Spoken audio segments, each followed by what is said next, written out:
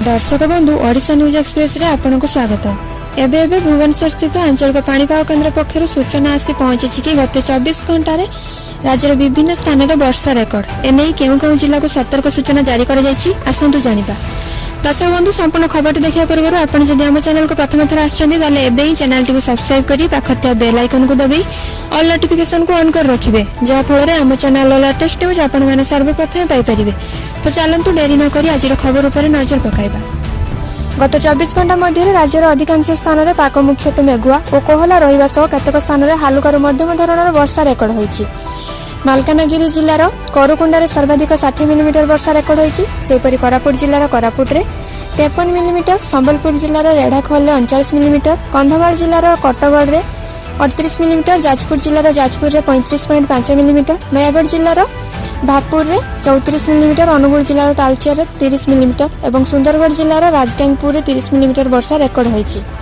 भुवनेश्वर स्थित आंचलिक पाणीपाग विज्ञान केन्द्र पक्षर जारी होइतिबा एक ट्वीट रू सूचना मिलिछि।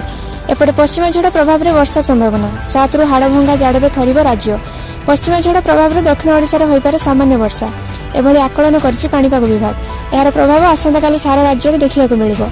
पश्चिम झड़ सांग को पूर्व दिगरू आसिथिबा वायु संस्पर्श आसी हालुका वर्षा कराइबारे सहायक होउछि। फल रातिर तापमात्रा मध्य विशेष ह्रास पाउना एणु विशेष शीत अनुभूत हेउना। आसंता 7 तारिख पुणी राज्य में तापमात्रा ह्रास पाइबा सह शीत बढ़ियो बोली आकलन होउछि। दीपावली पूर्व राज्य किछि स्थान में वर्षा होगा नहीं पूर्वानुमान करा जायछि। किछि जिले में हल्का वर्षा लगी रही नहीं सूचना देथिला भारतीय पाणीपाग विभाग। उपकूलवर्ती जिला गुड़िकर एजाएं आदि वर्षा देखा ना किंतु दक्षिण ओडिशार किछि जिले में जेपरिक गंजाम, गजपति, रायगड़ा, कोरापुट, कलाहांडी, नवरंगपुर आदि जिले में हल्का वर्षा होइछि। किंतु उपकूलवर्ती जिला पुरी, कटक, जाजपुर, जगतसिंहपुर, केन्द्रापड़ा, भद्रक और बालेश्वर समेत आउ किछि जिले में आदौ वर्षा होई नै।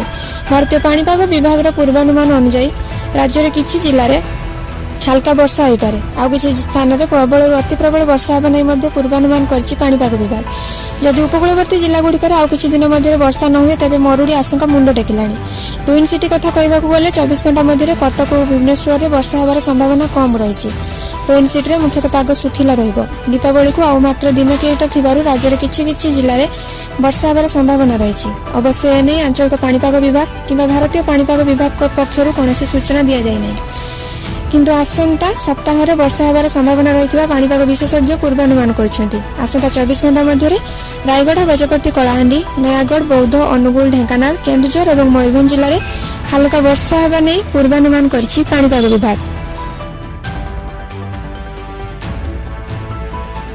Bureau report Odisha news express.